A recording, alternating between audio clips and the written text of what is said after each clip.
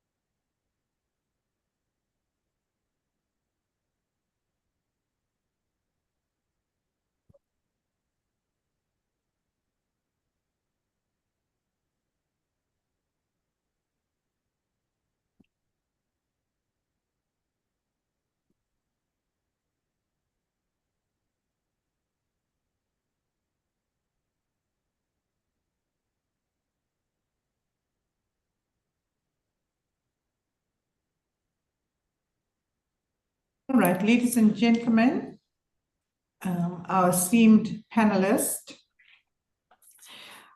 on behalf of the University of KwaZulu-Natal, specifically the College of Humanities, in partnership with the National Institute for Humanities and Social Sciences, specifically the South African BRICS think tank, I want to extend a very warm welcome to each and every one of you to today's webinar on state building and the professionalization of the public service.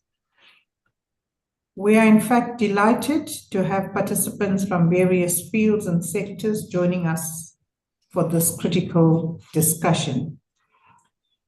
In today's rapidly changing world, we all know by now and we all welcome the idea that effective state building and the professionalization of public service have become key or critical elements in ensuring that we have good governance, in ensuring sustainable development, and of course, the overall well-being of societies.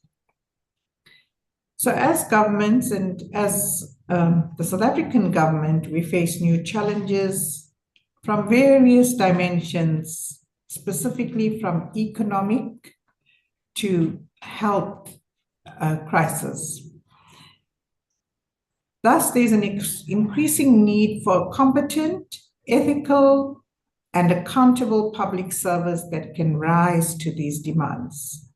And these demands are the demands of our citizenship.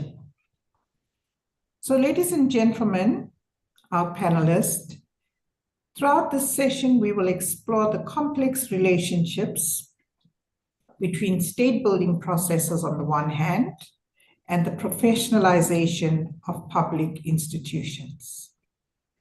We'll engage with insights from our panelist or presenter who is an expert on how governments can strengthen their public service sectors to build more resilient and effective states. Now, in as far as the South African Police Service is concerned, in terms of the National Development Plan, South Africa is expected to professionalize our police service. And that is something that is a notion that Ms. Sukiswa, our speaker, will zoom into later on as she progresses with her presentation. So our goal today, ladies and gentlemen, is to share knowledge and best practices and foster collaboration and dialogue amongst participants in the webinar, who we believe are practitioners, scholars, and policy makers who work towards the common aim of public service excellence. So without further ado, ladies and gentlemen, let me introduce our esteemed guest speaker, who will guide us through these critical discussions by focusing on professionalization in South Africa's public service, focusing specifically on the South African Police Service, a service that many of us are very critical of. So Mr. Kiswa Colombo is a seasoned and outstanding public sector leader with roots deeply embedded in economics, poverty, and public policy research. She has over 14 years of professional experience in the public service. So she's no stranger to the whole notion of professionalization in the public service or sector. Interestingly and impressively, she holds 2 master's degrees, one in sociology and another in poverty development. Her sociology degree, master's degree, is from the University of Cape Town, and her master's degree in poverty and development she earned at the University of Sussex in the United Kingdom.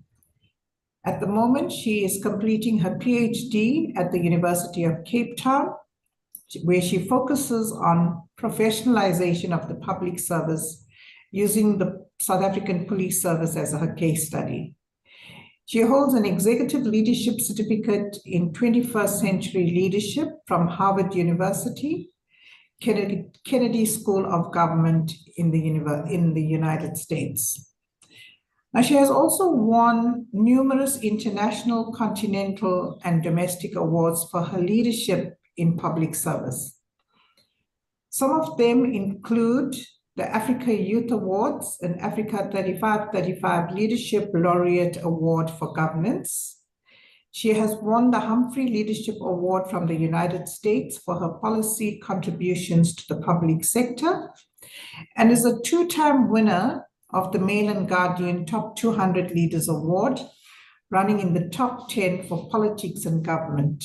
She is also a recipient of the Vice Chancellor's Award at the University of Cape Town. Of course, we will share her biography with you, but the one I want to zoom into, which I think is going to be which is really interesting, is that she's an adjunct faculty member of the Chandler University of Governance, which is based in Singapore. So she's, quite the international academic, but also public sector leader. So in terms of her adjunct membership at the Chandler Institute of Government, she trains public sector leaders, or she contributes in training public sector leaders in Africa and across the globe. She now works as a National Commissioner and is the Deputy Chair at the Public Service Commission appointed by our current President, Cyril Ramaphosa. Once again, ladies and gentlemen, thank you for being here, and I look forward to a productive and engaging session in today's webinar. And with that, I want to gracefully welcome and hand you over to Ms. Zukiswa. Thank you very much.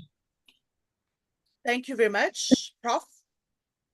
Good day, dear colleagues. I've already been introduced, but my name is Zuki for short, and I am currently doing my PhD with the University of Cape Town, looking at the question of professionalization of the public service with a focus on the South African Police Service. And I will be presenting basically a presentation which makes an observation around state building and police professionalism, and looking at a backward and forward account of professionalization of the police service. As already stated, the National Development Plan does expect the public service, including the police, to be professionalized. It draws its mandate from Chapter 10 of the Constitution, where public servants are expected to demonstrate professionalism, responsibility, and an orientation toward development. When it comes to the National Development Plan, which is the most recent policy adopted by the South African government, it actually does provide and present a persuasive argument in favor of the establishment of a capable state. And according to it, establishing a capable state also requires institutions and public servants that are committed not just to the public good, but have the skills and the attitude, the consistency to deliver higher quality services, making people a priority, and also making national development objectives a priority. And when it comes to defining professionalism, it basically speaks about a competent, capable, ethical, developmental, responsive, and people-centric public servant, which would include the South African Public Service. According to the National Planning Commission, in 2020, the South African government has recognized that it has not been successful in rebuilding state capacity and professionalizing the public service.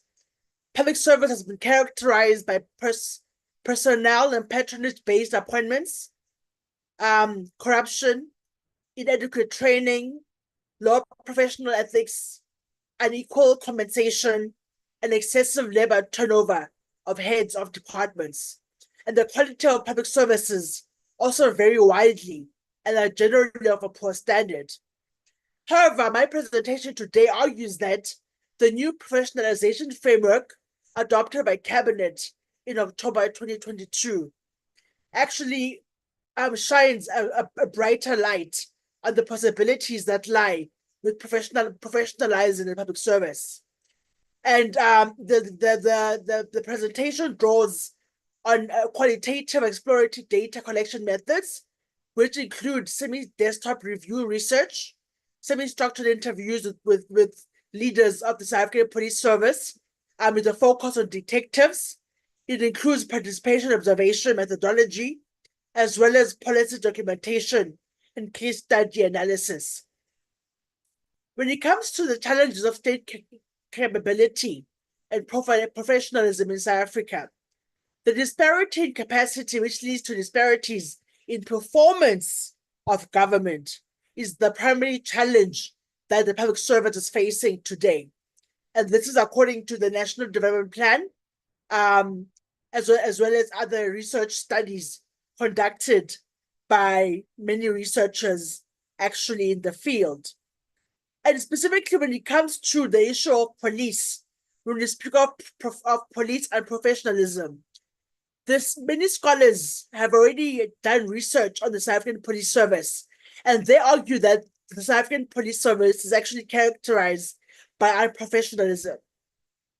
There are scholars such as Bello, Makama, Kubjana, Modise, Kodze, Paeteng, Stone and Davis, Newham, Prinsloo, Kingsholt, as well as Fall and Rose, amongst others, argue that the police service is characterized by patronage-based and non-meritocratic appointments, such as irregular and covert appointments of unqualified persons to positions of authority within the police service, as well as is characterized by political meddling or political capture, corruption, and corrosive attitudes and behaviors by police, abuse of force, inadequate training, low professional ethics and values, little advanced formal education, lack of high quality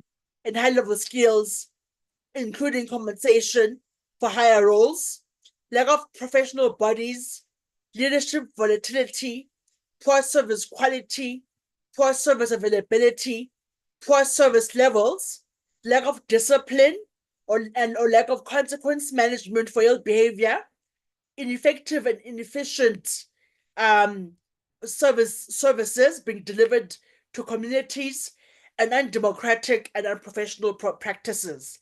However, there are also some scholars who argue that even though the police service is characterized by these undesirable characteristics, South Africa has gone some way to professionalizing the state. However, the professionalization of the state is currently taking on a very slow pace, and also SAHS is SAHS is not as modernized as it should be. It's not characterized by superior recruitment, training, technological, administrative, or operational advancement. So even though SAHS is seen as being unprofessional, there are some scholars who argue that the police service at least has made some effort when compared to the police service of apartheid, because the police service of the apartheid era was more militarized as opposed to professionalized and demilitarized. So they argue that South Africa has made some advancements to making sure that the police are more professional. However, the majority of scholars still believe that the South African police service is actually unprofessional and that much more needs to be done to build capacity within the police service and improve the performance gaps which characterize it, as was the days of historical disadvantage of yesteryear, as in the case of apartheid. So we need to make sure that the rapid solutions that are introduced by government in fundamental ways to professionalize the South African police service. So in terms of how our understanding of what professionalization of the public service actually means, the National Development Plan recommends in Chapter 12 that the South African Police Service must demilitarize and recruit personnel who will be impartial and professional. In order to achieve this, the National Planning Commission suggests that the South African Police Service develop a set of indicators that can be used to assess individual as well as organizational behavior. The National Planning Commission also suggests that officers whose actions are judged to be abusive and unprofessional should face clear consequences in terms of discipline and future career opportunities. According to the National Planning Commission, there should be professional and well-resourced police services in the country, not force, but police services. And it should also be staffed by highly skilled police officers whose values adhere to our constitutional values and principles to serve the community, safeguard people's basic human rights, in particular the right to equality and justice, and to protect the lives and the properties of citizens without discrimination. According to the National School of Government, on the other hand, which actually worked with the Public Service Commission and the Department of Public Service and Administration in developing a national implementation framework towards the professionalization of the public service. So how the National School of Government actually defines professionalization or professionalizing the public service is basically looking at the distinction between professionalism and professionalization, where professionalism looks at individual practices, conduct, behavior, and values, regardless of training, qualifications, and education. And in terms of professionalization, is concerned with altering these behaviors and attitudes and performance indicators, making sure that the performance of public servants meet the needs and is responsive to the needs of society. So the South African police service, as I said before, has been transformed from being a racist and authoritarian police force to becoming more of an inclusive, democratic, and caring police force. So there has been some improvements in terms of transforming it from being a force to being a service. And basically what the South African government did to do this is to make sure that it introduces not just a code of conduct for the police, but even introducing the Batho Pele People First Initiative, which it launched in the earlier years of our democracy. So in a democratic South Africa, the new administration did inherit a public service that remained unchanged and possessed the skills and attitudes that didn't speak and respond to the needs of society.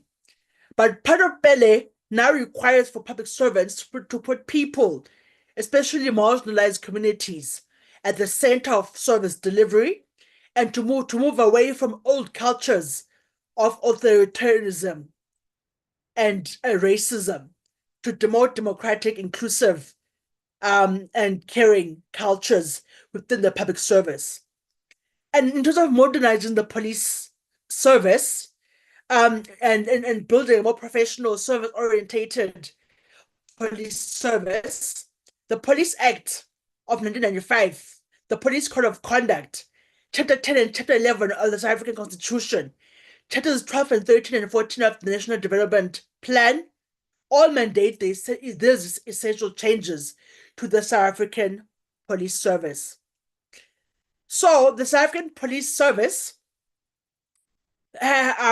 obviously, so it used to be the enemy of the state prior to 1994, but now because of these constitutional and legislative reforms that have taken place since then, there's been a requirement for organizational transformation, reorganization, and restructuring of not just management, but the administration and service delivery as well. So that's why transformation and professionalization of the police service has been critical.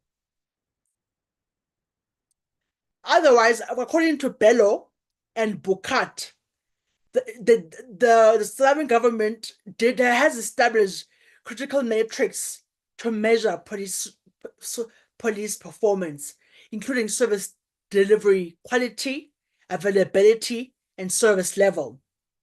This has been done to make sure that micro performance of the police is actually improved. But even though these institutional reforms have been introduced by the police service, many of the surveys conducted by civil society organizations, they do say that the organizational structure of the police service has been insufficient to deal with the high levels of crime, the fear of crime, the levels of insecurity experienced by citizens and communities, and the disorder that we see in our society.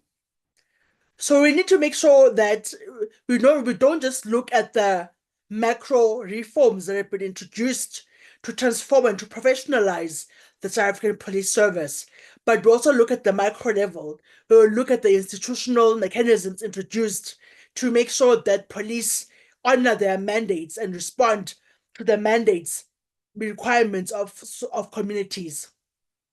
According to the State's SA Victims of Crime Survey, the public perception of law enforcement is generally very low. In recent years, there has been a growing number of disputes about the use of excessive force and other forms of physical intimidation by members of the South African Police Service. Even media reports by newspaper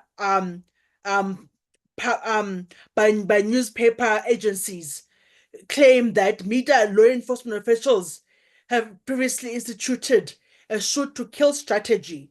So the South African Police Service is currently militarized, and it continues to have a culture of authoritarianism, even though there have been macro and micro level reforms to try to professionalize it and to demilitarize it.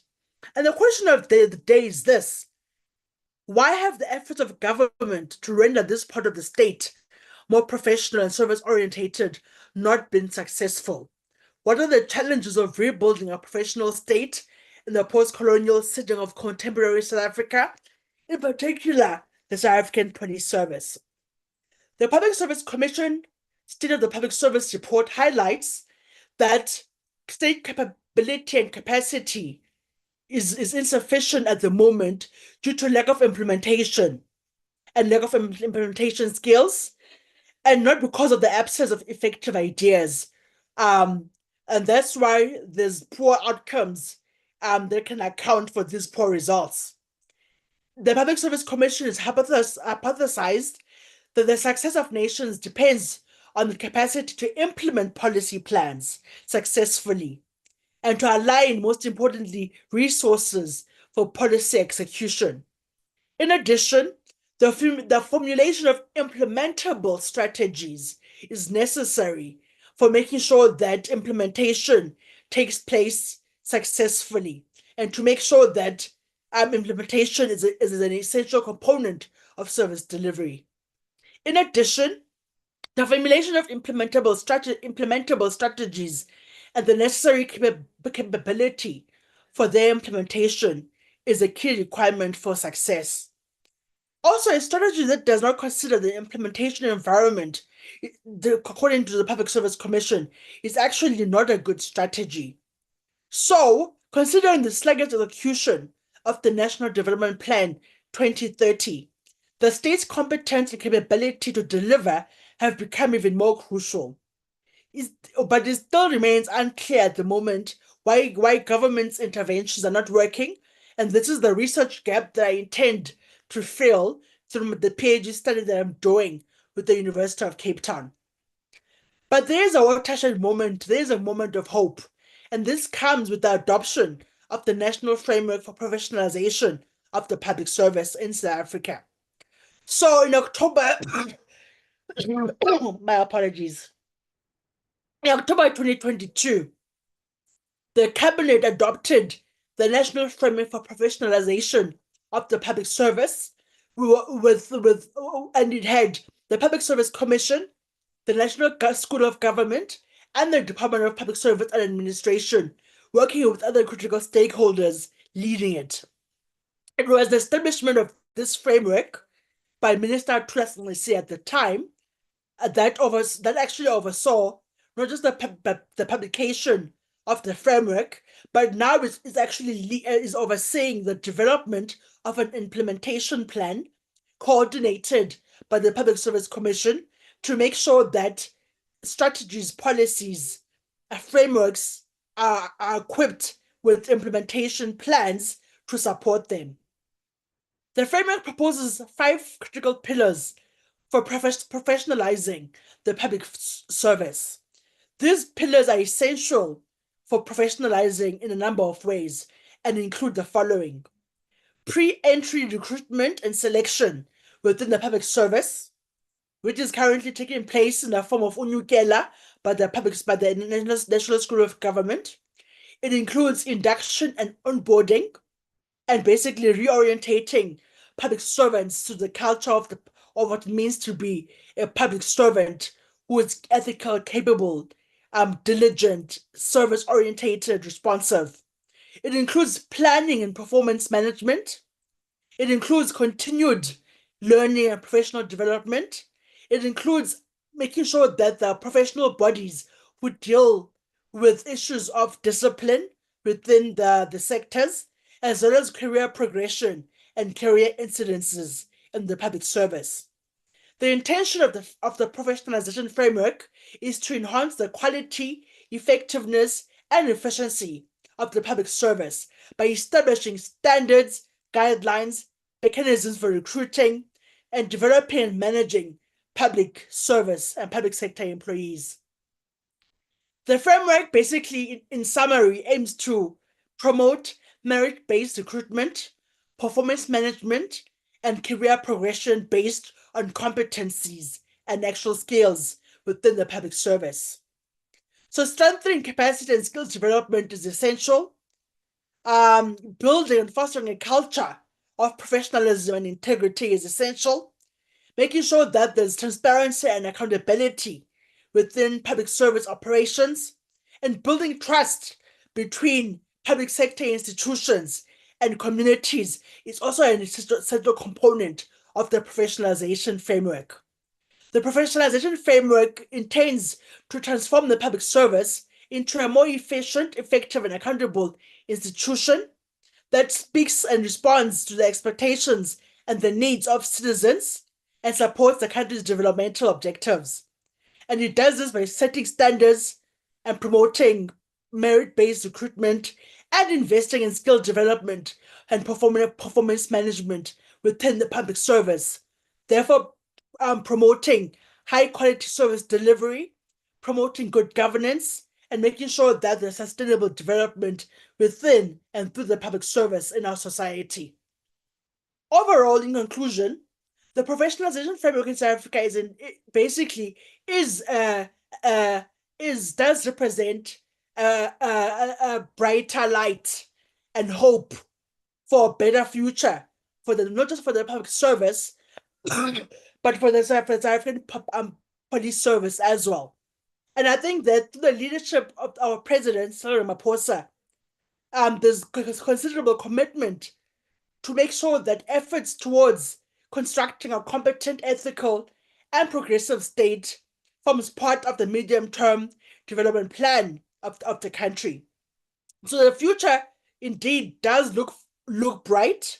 It does look forward. It is forward-looking. And if the South African police service leadership, in the form of commissioners and the people who lead at the station level, actually implement the professionalization framework, then we can change the cultures of disintegrity, lack of integrity within the police service to cultures of integrity and accountability.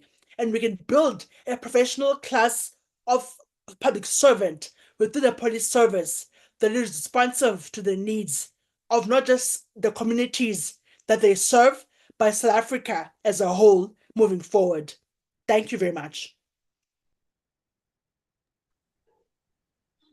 Zukiswa, thanks a million for that very insightful presentation. Ladies and gentlemen, we owe Ms. Zukiswa a huge round of applause. Can we do it virtually, please?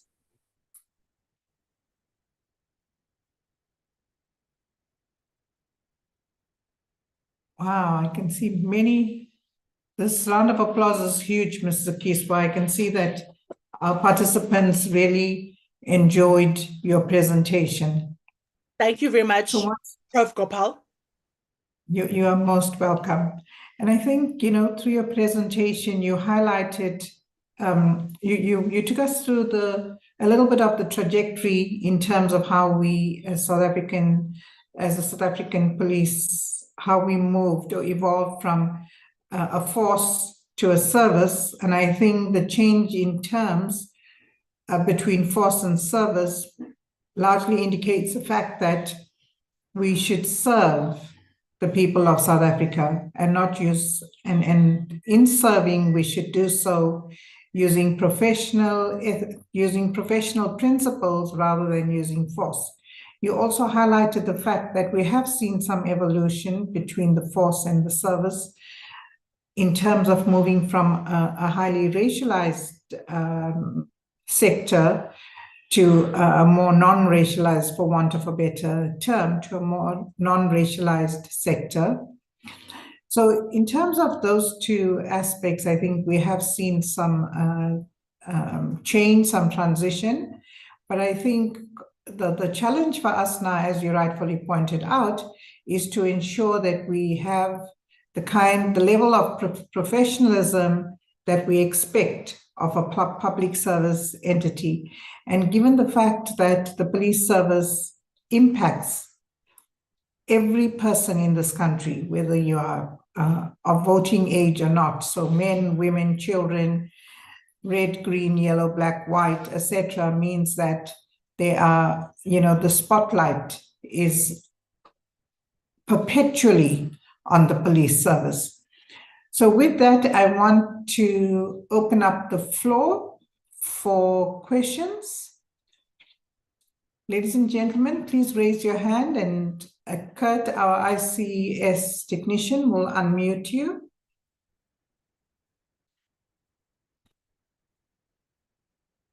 I'm very happy to see my PhD student, Buzani Mtetwa, who has joined us as well, and he's from SAHS. There's a question on the chat.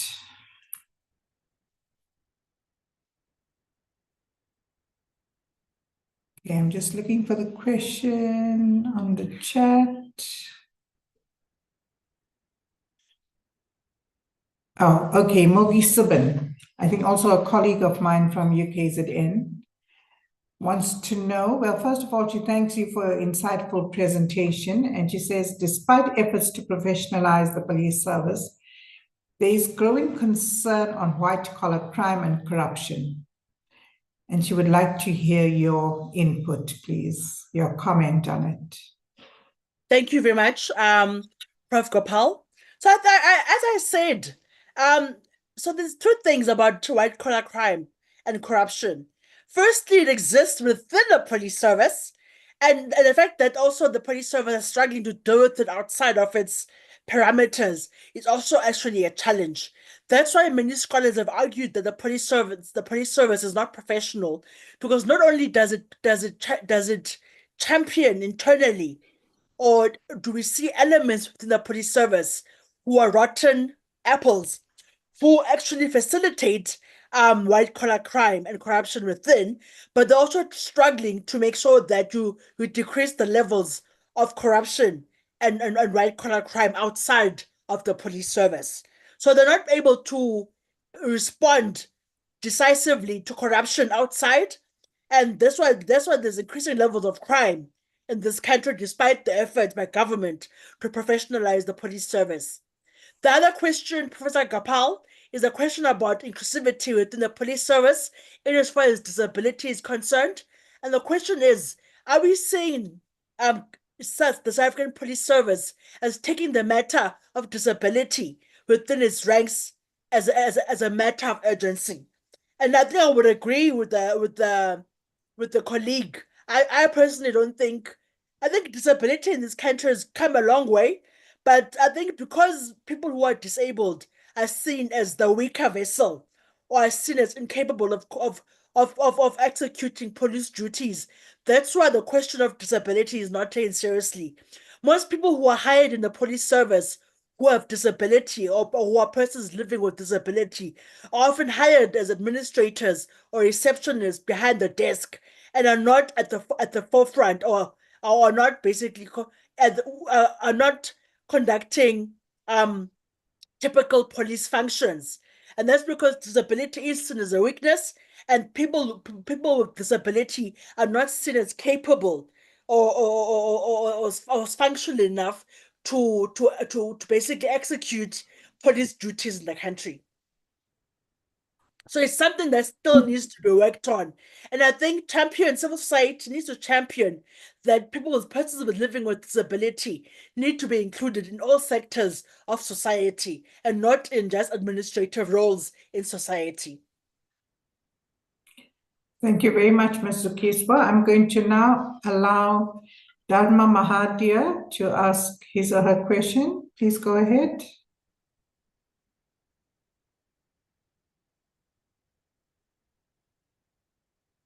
Kurt, do you need to unmute the participant?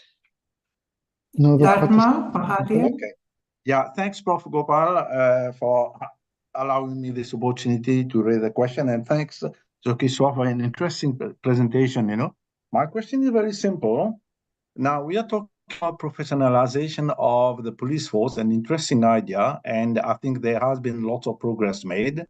But what we find is the perception of the community that many people have joined the police force not because they like the police service, just simply because they do not have an alternative job.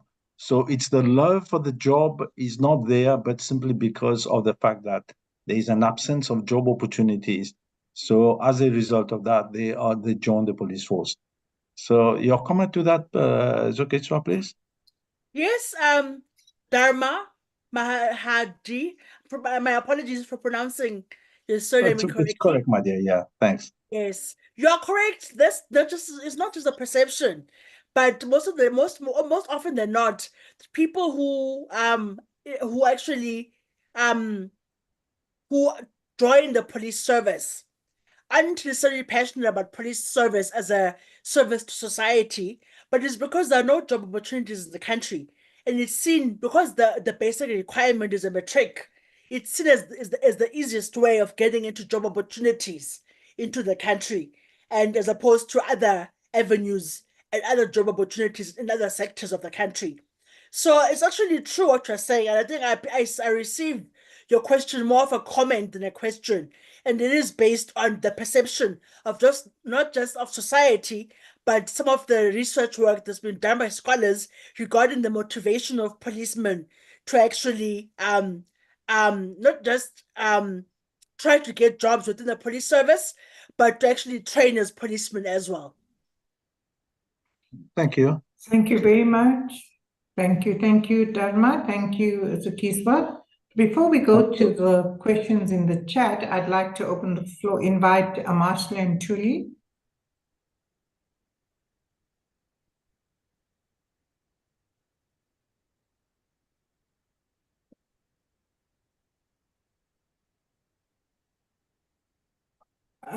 Kurt, will you please help us to unmute Amashle?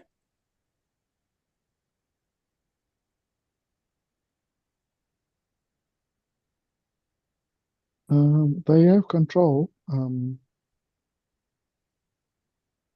Okay, whilst we're waiting for Amashle to unmute, or for you to unmute Amashle, I want to take another question from the chat, which is from Tabani, I think it's in Kosi, who makes reference to an article by Peterson, and he says in his article, mainstreaming poverty, inequality, and social exclusion, a systematic assessment of public policy in South Africa. This particular author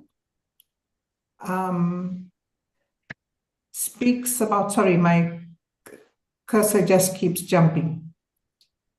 Speaks about the 2030 National Development Plan in terms of poverty, inequalities, and social exclusion, where it privileges these challenges as central to national policy mandates. So the question that he asks is, does SAHS recognize the urgency? Good. Oh, did we do that already? Yes, We're we going to did, answer sorry. the question of disability. My apologies. Okay, so the next one is from Prim Naidu, who is one of our regular participants. Prim asks, if the rot is already evident, how can we expect an affirming policy and or professional policies or plans to be implemented? Basically, I think from our point of view, Prim Naidu, we need change management and organizational culture changes within the police service. And that requires leadership. Leaders who understand that there needs to be consequence management.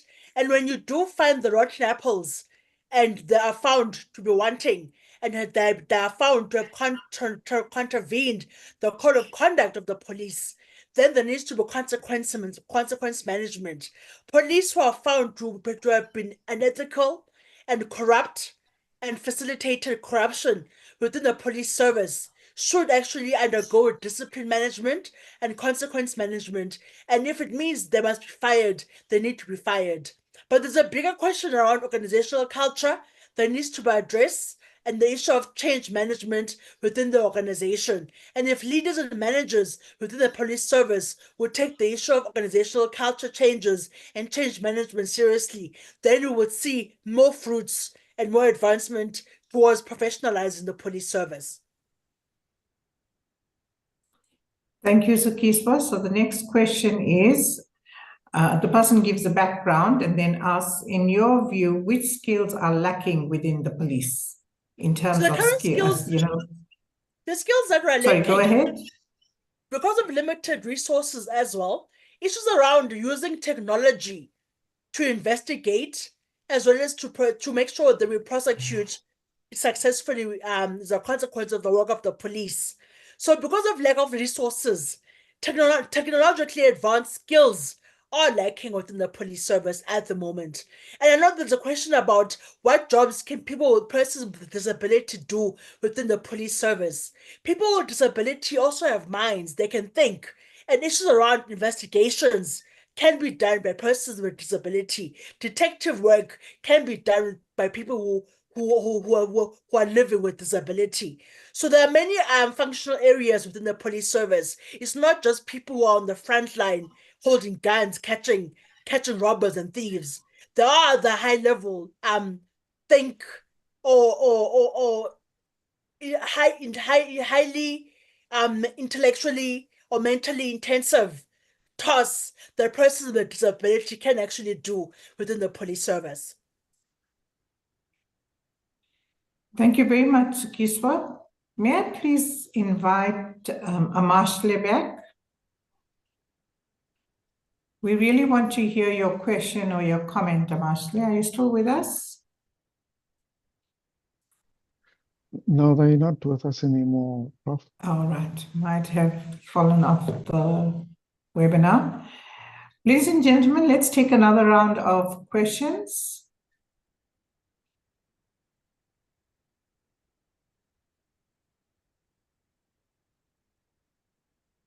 This is your opportunity for another round of questions.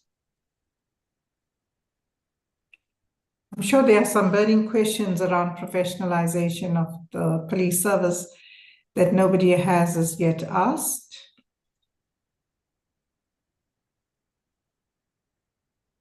All right, it seems like everybody is satisfied, Zukiswa, both with your presentation and your responses to their questions. I've just seen another hand come up. Prim, please go ahead. Hi, thanks so much, Zukiswa. Wonderful presentation. I know you mentioned professionalization is a concern everywhere at the university, education sector, all sectors, health, etc. Even once you've assumedly trained, developed, orientated, inducted, onboarded staff, beyond that, what else is still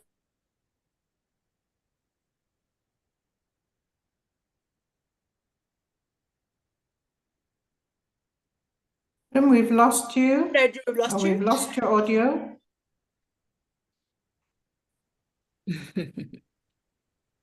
Hi, can you hear me? We Yes, can we can hear hear you you now. Yeah. Thanks, Zukiswa. I'll try and be quick. Once the onboarding, induction, orientation is done, training, development, how do we ensure that staff in the police services are continuously tracked and monitored and evaluated so that we don't lose that professional ethos? Thank you. Thank you very much for your question, Prim Naidu. I think the issue of having advanced performance management systems actually is a good way to make sure that you track the development of policemen as professionals.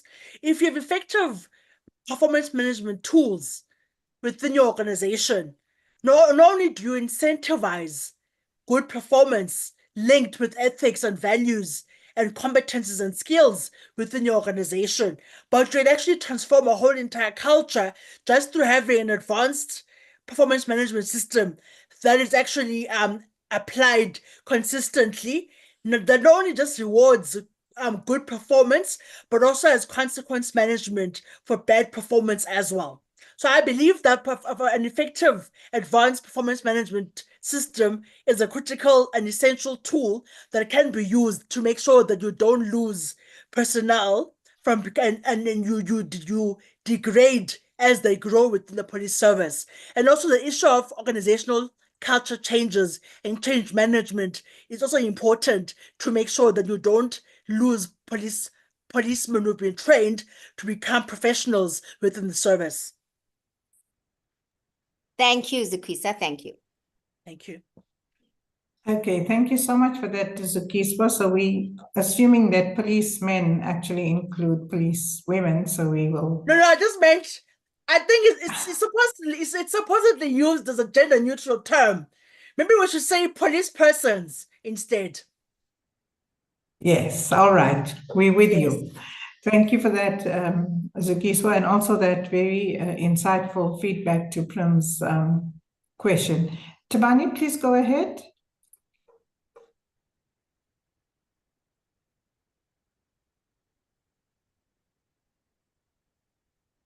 Are you still with us, Tabani?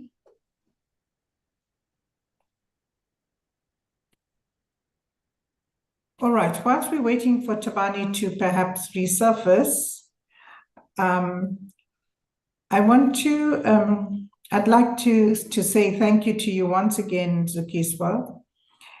And hopefully we can have a follow-on conversation that takes us to another space in your research, where you probably have some research results that you can share with us, because I think, as you and many of us already have pointed out in this webinar, that the South African police space is a very, not just a key and critical space, but a space of interest to every one of us in the country.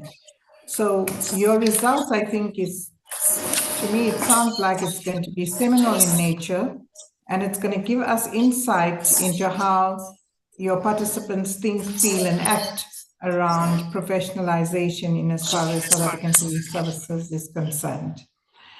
I'm not sure if somebody is unmuted, but with that, Zukiswa, can I allow you your last input before we say thank you to you? So thank you, Professor. I think from my end, I'll be very happy to come and share the results of my study, particularly when to try to understand why is it that professionalization within the police service is not working.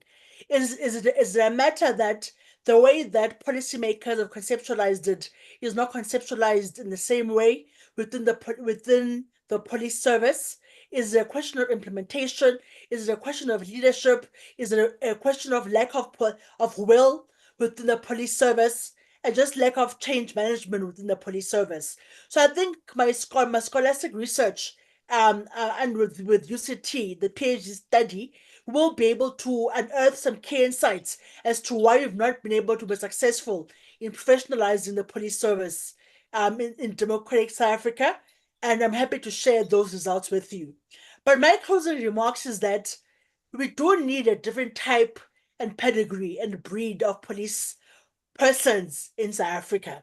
Professionalization, the professionalization framework should be a good tool to use to make sure that we effectively and successfully professionalize not just the police service, but public servants generally at large in the country. So let's all be champions of the professionalization framework, and let's all champion in our small corners the need for a professional, ethical, capable, developmental, people-centric, and responsive police service. It can be done. It just requires leadership and political will. Let's support these efforts and let's look forward to the future. Thank you very much, Professor.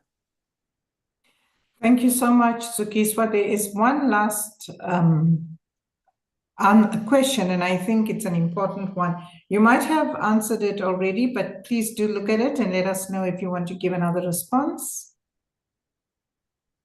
I think my response is that It's not an issue of what can be done differently. It's just an issue of there needs to be adherence to the framework. The framework itself needs to be implemented.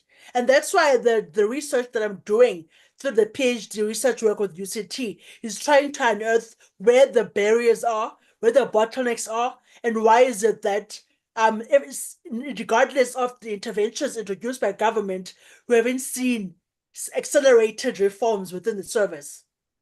And also, I think Tabani Nkosi has a question. His hand is up. Prof? Here's Tabani. Go ahead. Thank you very much, Prof, and thanks, Zugiswa.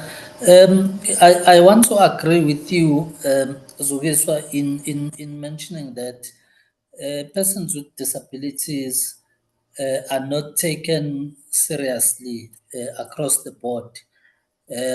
But one thing that I think would assist us is in terms of the recruitment processes, because in yours at 83, you might or you may declare that you've got a disability, but there are very few people that I know that has been recruited through this selection process. So I'm just wondering, I know you said we must champion this thing and be influential about it, but in terms of the recruitment processes, are you perhaps in your study looking at it, or what's your comment there? Thank you. So to be honest, Tabani, I'm not looking at disability in my study. I'm just looking at whether or not the way professionalization has been conceptualized by policymakers is the same way that the police service has conceptualized it and is actually implementing it. So disability is not an area of focus, but I do agree that disability, I know that the public service has introduced quotas to make sure that persons with disability are recruited in the public service, and HODs are required to conform and to adhere to these quotas. I think it's about 2% of your personnel must reflect persons with disability. It's just that South Africa, we do need to start being more firmer in building a more inclusive society.